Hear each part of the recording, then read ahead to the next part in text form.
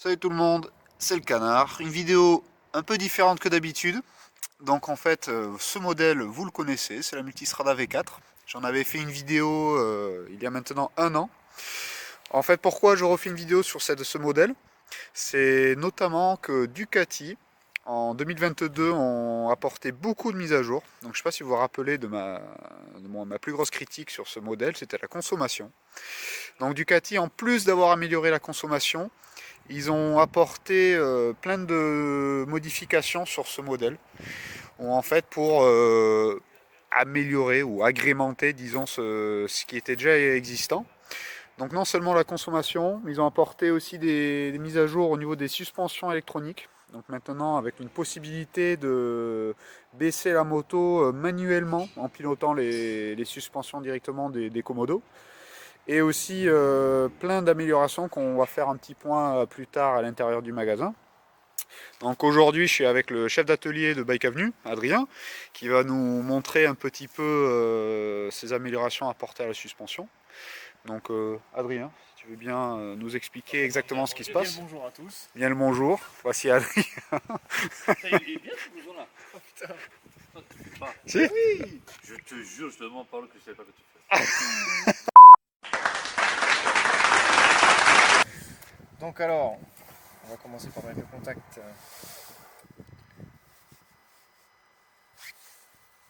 Donc la petite amélioration qui va faire plaisir à tout le monde.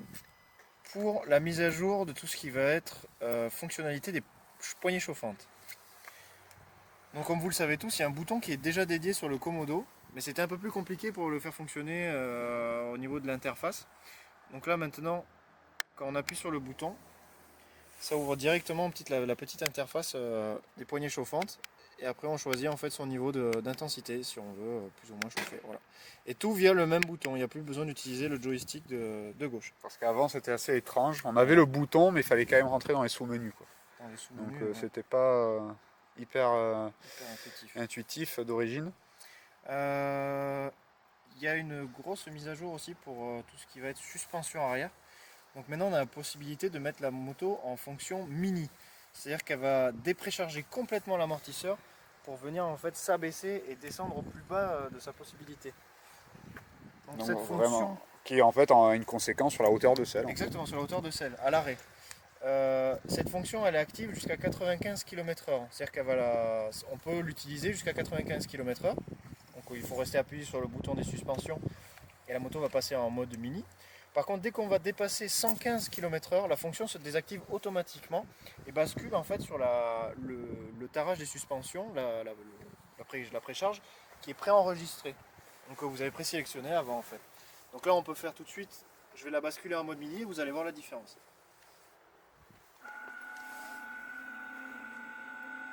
Donc on voit ici la précharge en fait qui vient rentrer le moteur à l'intérieur pour du coup descendre la moto au plus bas de sa possibilité. Voilà. Et tu sais à peu près combien on gagne en hauteur de selle? Non, je pense 10-15 peut-être, 10-15 mm. Ah oui, peut-être oui. Donc voilà, là, bon, sur la vidéo, je pense pas que vous allez voir la différence. Mais voilà, la moto, théoriquement, est tombée maintenant de quelques millimètres pour être encore plus bas. on est encore plus bas. Donc finalement, on a une hauteur de selle. Voilà, moi je fais 1 mètre, je suis 1m75 et il m'arrive juste au-dessus au niveau de la taille. Vraiment, ça fait une moto basse, quoi. Vraiment, d'ailleurs, si tu veux bien t'asseoir dessus. Après, Adrien, il est assez grand. Je fais 1m85 quoi. 1m85. Moi j'ai déjà les pieds. Là, c'est les 2 pieds à plat. Largement à plat quoi. Vraiment. Bon appui sur le sol quoi. Moi si je suis sur les autres trails, je suis plus droit quoi, avec les jambes droites. Là, Ouais, par rapport à la KTM par exemple, ouais, la Super Adventure, elle est assez haute, quoi. Ouais voilà, je suis vraiment là, jambes pliées quoi. En plus bon, j'ai la jambe un peu dans le repose-pied, mais si je m'avance, je suis vraiment là, moi je suis largement à l'aise. Ouais. Et après dernière petite mise à jour, c'est pour tous ceux qui utilisent le Ducati Connect, donc l'application Ducati. Donc quand on coupe le contact, en fait, on a la possibilité, si on appuie sur le bouton de confirmation du joystick, on prolonge l'activation en fait, du Ducati Connect.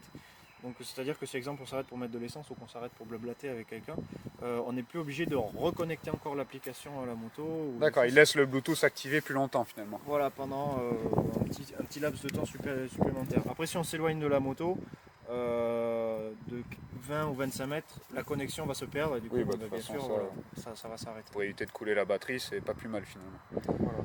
D'accord.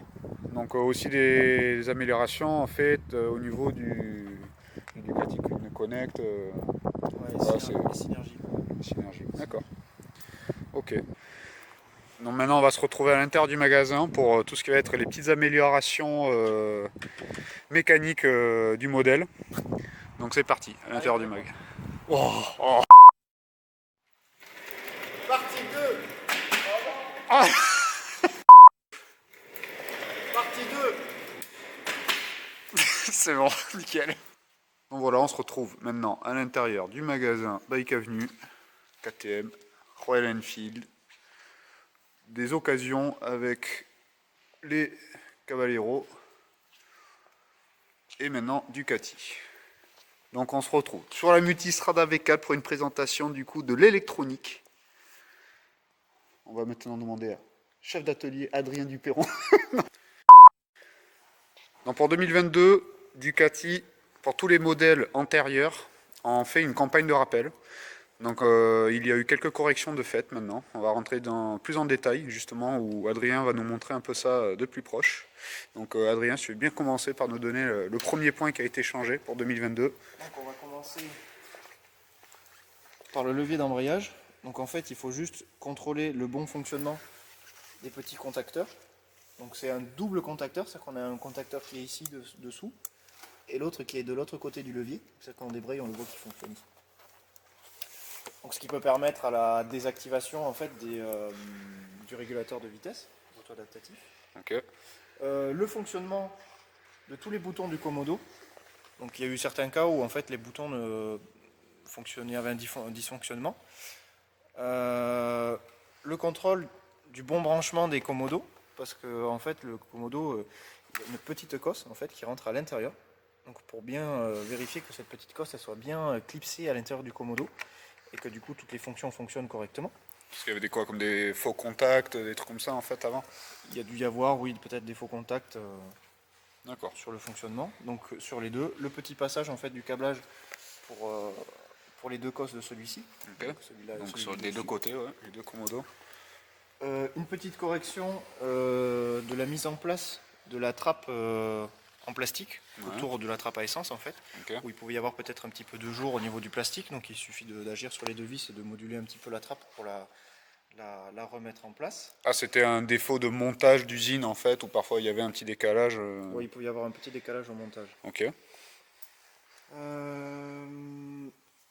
T'inquiète, après je peux éditer, hein, t'inquiète pas. Ouais. Si tu coupes ou quoi. Ok. Pour celles qui sont équipées de la trappe à essence Ducati Performance, donc électrique, donc celle-ci c'est pas le cas, donc c'est une trappe D'accord, ils font conventionnelle. des trappes sans clé quoi. Voilà. Comme le contact d'ailleurs. Exactement, c'est du sans clé. Juste vérifier le bon fonctionnement de la trappe à essence en tirant juste sur la languette, donc qui fonctionne que à la mise en contact et de la moto. Donc c'est-à-dire que quand on la démarre, enfin quand on appuie pour allumer le contact, ça va envoyer une impulsion électrique à la trappe pour la permettre de s'ouvrir. Mhm. Et pareil à la coupure en fait moteur, du coup on a pareil un petit laps de temps du coup pour réouvrir la trappe à essence. Donc fonctionner que ça fonctionne correctement. D'accord. Donc ensuite, on a eu la petite mise à jour en fait sur le catalyseur. Donc ici on peut voir qu'il y a la soudure, la première soudure en fait qui tient, qui est la patte de support en fait du catalyseur. Et ici la deuxième soudure en fait qui est pour fixer un élément qui est en interne du catalyseur. Et c'est arrivé que certaines motos, je pense, sont parties sans cette soudure. D'accord. Donc ouais, si vous avez un modèle antérieur à 2022, tout ce qu'il vous suffit de faire, c'est juste contrôler s'il y a cette soudure ou pas. Et voilà, s'il n'y a pas cette soudure, ce sera peut-être à faire. C'est un remplacement. C'est le remplacement de pièces pour le pris en charge par Ducati lors de la campagne de rappel, quoi. Ensuite, on a la mise à jour en fait pour le connecteur du bouton de la selle chauffante passager. Ok. Donc, qui peut être peut-être amené à se déclipser. Donc il faut que nous après on vienne interagir dessus en le démontant et en mettant un petit collier pour tenir le. D'accord, juste le plastique en fait qui peut se déclipser, quoi. Exactement. D'accord. Donc vraiment de la petite correction, ça peut partir de la grosse correction à tout petite. Pour les motos qui sont équipées des valises, ce qui n'est pas le cas de toutes, il peut y avoir un petit problème en fait de dépression. C'est-à-dire que quand on va ouvrir la valise avec la chaleur, elle peut se mettre avec. Elle colle, quoi. Ouais, voilà, elle colle, elle a du mal à s'ouvrir. D'accord. Donc il faut juste en fait faire un petit trou sous la valise. Donc c'est pas un trou traversant, c'est-à-dire qu'il ne va pas jusqu'à l'intérieur de la valise. D'accord. C'est juste une petite mise à l'air en fait il y a une coque extérieure en fait à la valise qui permet la mise à l'air et tout ça. Et du coup faire un petit trou pour évacuer un peu mieux la pression de l'air dans la valise. D'accord. Donc pour les valises, là il y a cette petite partie. Ouais, donc ça en joue pas au niveau de l'étanchéité, ça va pas Absolument affecter pas. c'est voilà, c'est Absolument juste pas. Non, y a pour pas la d'eau pression quoi. Il n'y a pas d'eau qui peut rentrer dedans, c'est que pour la pression de l'air. Top.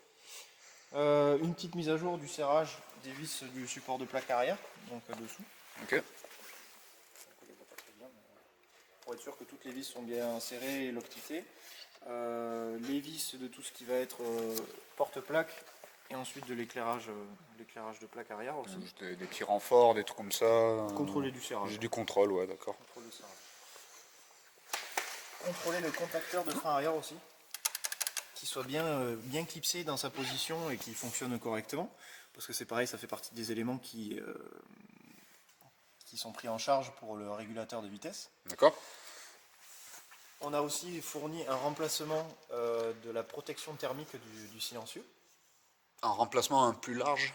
Une pièce qui est différente et peut-être avec une matière différente D'accord. que celle d'origine. Parce que peut-être que le celle d'origine antérieur des 2022 surchauffait encore peut-être un peu trop ou... On n'a pas d'infos particulières. D'accord, juste le remplacement Voilà, de la pièce. Ça fait partie du remplacement de la pièce. Donc ça c'est la nouvelle pièce actuellement. Ça c'est la nouvelle pièce, ouais, qui a la même forme que l'ancienne. Ok. Mise à jour aussi au niveau de la béquille centrale. Nous on en a constaté quelques-unes. En fait la soudure des béquilles n'est pas forcément optimale. Il y a certaines motos en fait où le support de la béquille ne jointe pas très bien avec le support de la platine.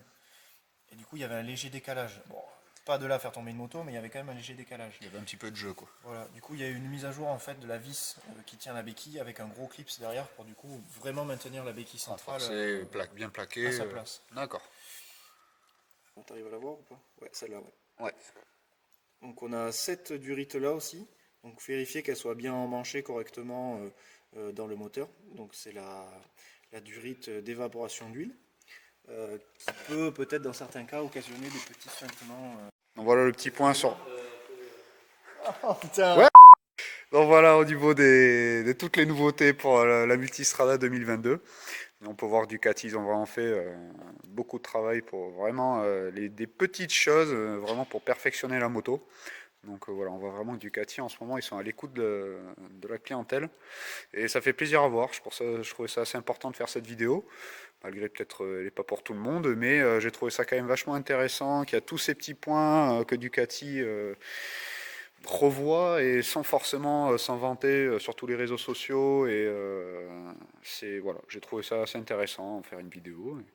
Voilà, j'espère que ça vous aura intéressé. Vous voyez que Ducati sont vraiment à l'écoute en ce moment et que c'est pas uniquement sur la Multistrada qu'ils font tous ces changements.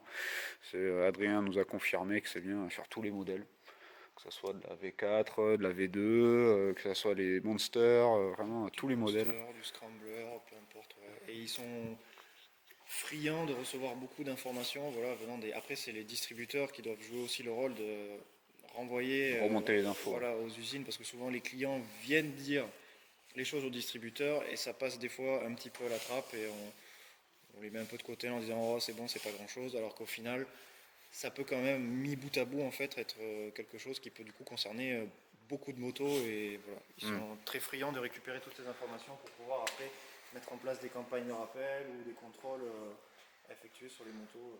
Voilà, donc s'il y a des petits points sur vos Ducat que vous avez remarqué, des choses à améliorer, il ne faut vraiment pas hésiter à aller au concessionnaire du coin et leur demander et leur dire justement vos petits idées ou vos soucis. Parce que voilà, vraiment, ils sont à l'écoute et Ducati ne demande que ça apparemment, donc il ne faut pas hésiter, quoi. Voilà, j'espère que la vidéo vous a plu et je vous dis à bientôt. Au revoir d'Adrien, chef d'atelier du Bike Avenue et toute l'équipe. Allez, ciao.